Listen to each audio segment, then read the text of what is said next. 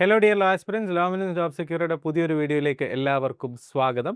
അപ്പോൾ ഞാൻ വിശ്വസിക്കുന്നത് നിങ്ങളുടെ +2 പരീക്ഷകളൊക്കെ കഴിഞ്ഞ് നിങ്ങളെല്ലാവരും ഇനിയൊരു എൻട്രൻസിന് തയ്യാറെടുക്കാൻ നിൽക്കുന്ന സമയമാണ്. നിങ്ങളിൽ പലരും എന്നെ കേൾക്കുന്നവർ പരീക്ഷകൾക്കൊക്കെ അപ്ലൈ ചെയ്ത് നിൽക്കുന്ന സമയമായിരിക്കും. അപ്പോൾ ഇന്ന് നിങ്ങൾക്ക് വളരെ ഉപകാരപ്രദമായിട്ടുള്ള AMU JMI പോലുള്ള മത്സര പരീക്ഷകളിൽ, എൻട്രൻസ് പരീക്ഷകളിൽ ലീഗലിൽ നിന്നും വരുന്ന ചോദ്യങ്ങളുടെ ഒരു ഡിസ്കഷനാണ് നമ്മളിവിടെ നിന്ന് നടത്താൻ പോകുന്നത്. നിങ്ങൾക്ക് തീർച്ചയായിട്ടും AMUനോ JMI പോലുള്ള പരീക്ഷകൾക്കോ നിങ്ങൾ തയ്യാറെടുക്കുന്നുണ്ടെങ്കിൽ നിങ്ങൾക്ക് ഈ വീഡിയോ തീർച്ചയായിട്ടും ഉപകാരപ്രദമായിരിക്കും. നിങ്ങൾ ആദ്യമായിട്ടാണ് ലോമിനൻസ് ജോബ് സെക്യൂരിറ്റിയുടെ ഒരു വീഡിയോ കാണുന്നതെങ്കിൽ തുടർന്ന് അങ്ങോട്ടുള്ള വീഡിയോകൾ ലഭിക്കുന്നതിനായിട്ട് ഞങ്ങളുടെ യൂട്യൂബ് ചാനൽ ഒന്ന് സബ്സ്ക്രൈബ് ചെയ്യുക. നോട്ടിഫിക്കേഷൻസിനായിട്ട് ആ ബെല്ലൈക്കൺ ഒന്ന് പ്രസ് ചെയ്യുക.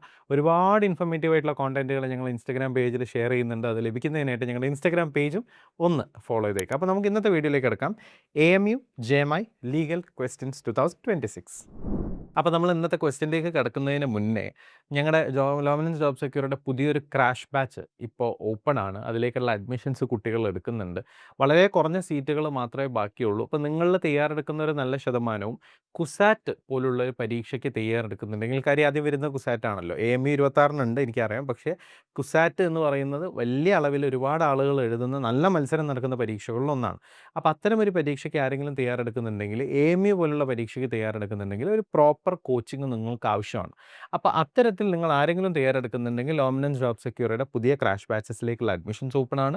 CLE, CUSAT, CAT, CUET, AMU JMI, Kannur university, MG university പരീക്ഷകൾക്കൊക്കെ ഞങ്ങൾ ക്ലാസ്സുകൾ കൊടുക്കുന്നുണ്ട്. വളരെ കുറഞ്ഞ ഫീസിലാണ് നമ്മൾ ഇത്തവണ ബാച്ചിനെ സ്ട്രക്ചർ ചെയ്തിരിക്കുന്നത്. ഓഫ്ലൈനിന് 18,000 റുപ്പീസും ഓൺലൈനിന് 9,500 റുപ്പീസേ ഉള്ളൂ. ഇത് ഈ ഓൺലൈൻ സെഷൻസ് എന്ന് പറഞ്ഞു കഴിഞ്ഞാൽ റെക്കോർഡഡ് സെഷൻസ് അല്ല, ലൈവ് ഇൻട്രാക്റ്റീവ് സെഷൻസ് ആണ്. നിങ്ങൾക്ക് ചോദ്യങ്ങൾ ചോദിക്കാം, ഡൗട്ട്സ് ക്ലിയർ ചെയ്യാം, മറ്റു കാര്യങ്ങളൊക്കെ ചെയ്യാം.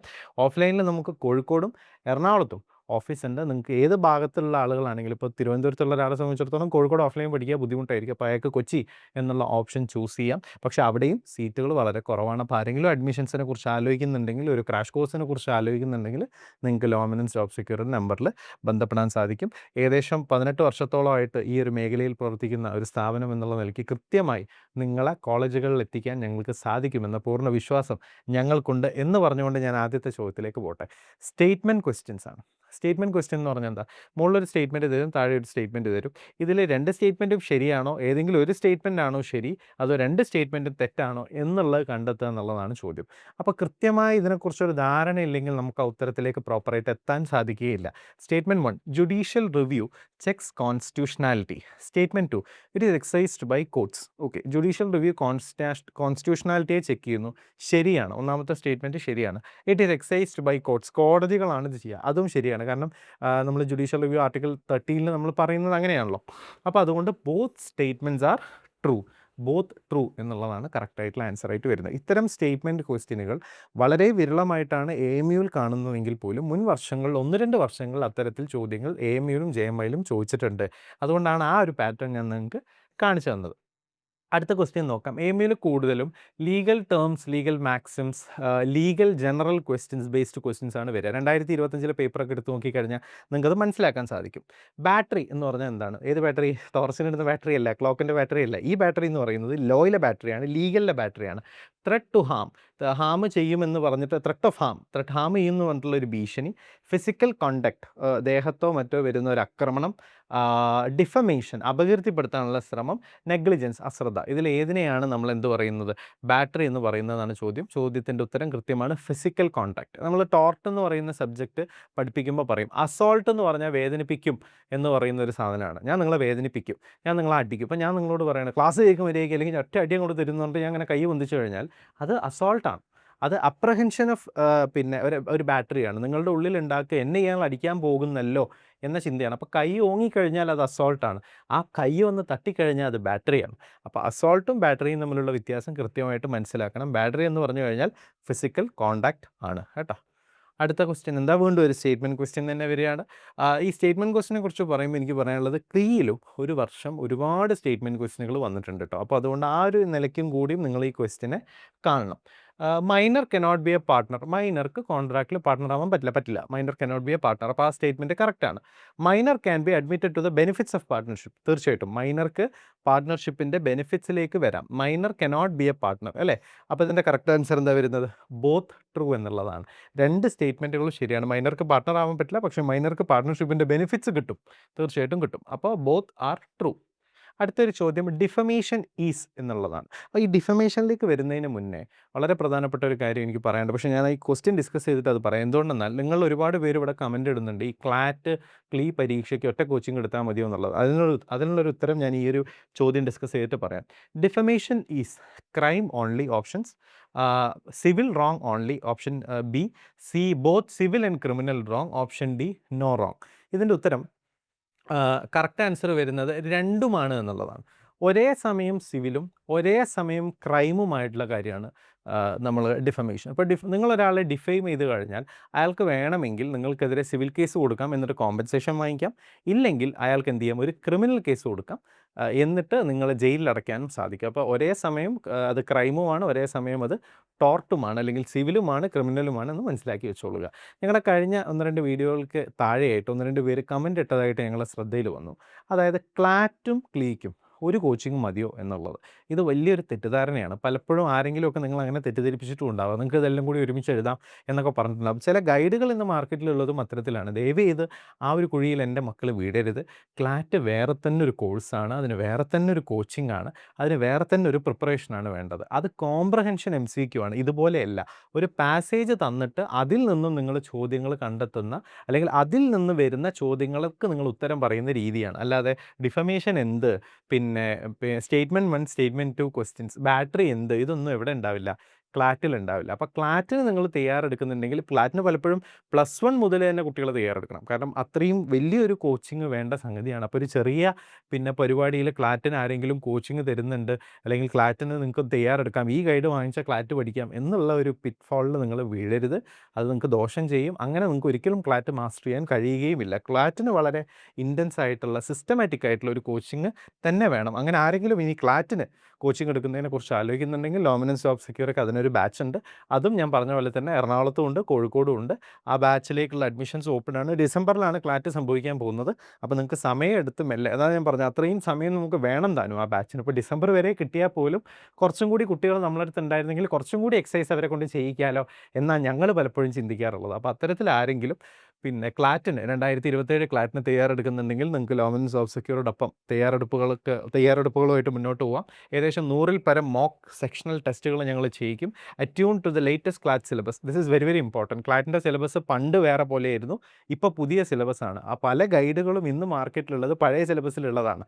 അതുകൊണ്ട് നിങ്ങൾക്ക് ഒരു ഗുണവും ഉണ്ടാവില്ല. അപ്പോൾ നിങ്ങൾ കൃത്യമായിട്ട് ലേറ്റസ്റ്റ് സ്റ്റഡി പാറ്റേൺ എന്താണെന്ന് മനസ്സിലാക്കി പഠിക്കണം. പേഴ്സണലൈസ്ഡ് ഗൈഡിങ് ഉണ്ടാവും, ഗൈഡൻസ് ഉണ്ടാവും.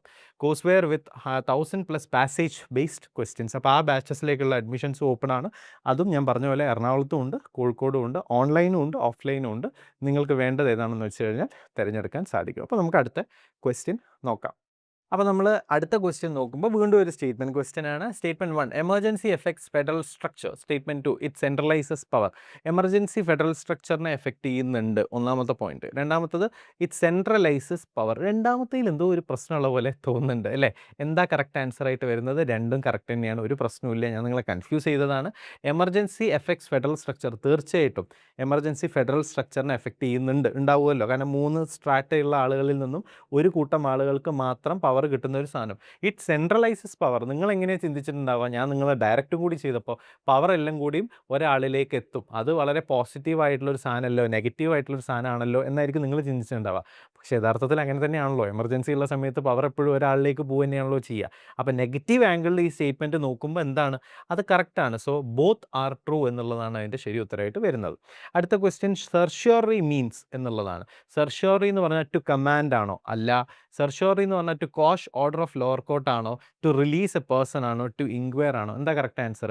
സർഷ്വറി എന്ന് പറഞ്ഞു കഴിഞ്ഞാൽ to quash order of a lower court. ഒരു താഴെ കോടതിയുടെ ഓർഡറിനെ ഹയർ കോടതി ക്വാഷ് ചെയ്യുമ്പോഴാണ് നമ്മൾ സർഷ്വറി എന്നുള്ള പദം ഉപയോഗിക്കുക. ഹേബിയസ് കോപ്പസ് എന്നുള്ളത് നമ്മൾ ടു പ്രൊഡ്യൂസ് ദ ബോഡി, ഇതാ ടു റിലീസ് എ പേഴ്സൺ അല്ലെങ്കിൽ to produce release a person പറയില്ല കേട്ടോ, ടു പ്രൊഡ്യൂസ് എ ബോഡിയാണ് ഒന്നും കൂടി കറക്റ്റ്. ടു കമാൻഡ് എന്നുള്ളത് ഏതാണ്, ഏത് റിട്ടാണ് എന്നുള്ളത് കണ്ടെത്തിയിട്ട് ഈ വീഡിയോൻ്റെ താഴെയുള്ള കമൻറ്റ് ബോക്സിൽ ഒന്ന് കമൻറ്റ് ചെയ്യും. നിങ്ങൾക്കും കുറച്ച് പണി ഉണ്ടാവട്ടെ, ഞാൻ മാത്രം പണിയെടുത്താൽ പോരല്ലോ. അടുത്ത ക്വസ്റ്റ്യൻ നോക്കാം. കൊവാറൻഡോ എന്നുള്ളതാണ് ചോദിച്ചിരിക്കുന്നത്. കൊവാറൻഡോൻ്റെ options: produce the body, by what authority, to command, to prohibit എന്നുള്ളതാണ് പറഞ്ഞിരിക്കുന്നത്. കൊവാറൻഡോ എന്തധികാരത്തിൽ, അല്ലേ, ബൈ വാട്ട് അതോറിറ്റി. ഇപ്പോൾ നമ്മൾ ഒരു അധികാരം ഇല്ലാതെ ഒരാളൊരു സ്ഥാനത്തിരിക്കുന്ന സമയത്ത് അയാളെ ആ സ്ഥാനത്ത് നിന്ന് നീക്കം ചെയ്യാൻ നമ്മൾ ഹൈക്കോടതിയിൽ പോയിട്ട് ഫയൽ ചെയ്യുന്ന റിട്ടിൻ്റെ പേരാണ് എന്ത്?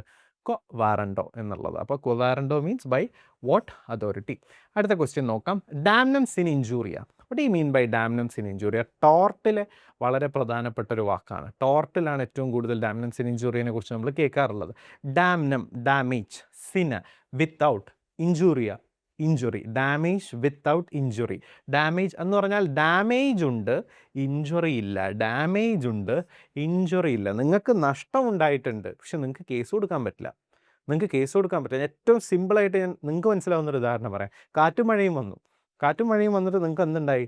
നിങ്ങളുടെ പറമ്പെല്ലാം നശിച്ചു. അല്ലെങ്കിൽ പിന്നെ രാത്രി പന്നി നിങ്ങളുടെ പറമ്പിലൂടെ പോയിട്ട് നിങ്ങളുടെ കൃഷി മുഴുവൻ നശിച്ചു. നിങ്ങൾക്ക് എന്ത് ചെയ്യാൻ പറ്റും? അപ്പോൾ നിങ്ങൾക്ക് നഷ്ടം ഉണ്ടായിട്ടുണ്ട്, പക്ഷേ പന്നിക്കെതിരെ കേസ് കൊടുക്കാൻ പറ്റുമോ? ഇല്ല. അപ്പോൾ ഇങ്ങനെയൊക്കെയല്ല, ഞാനൊരു എക്സാമ്പിളിന് വേണ്ടി മാത്രം പറഞ്ഞു കേട്ടോ. ഇതിൽ വേറെയും കുറേ കാര്യങ്ങൾ പറയാനുണ്ട്.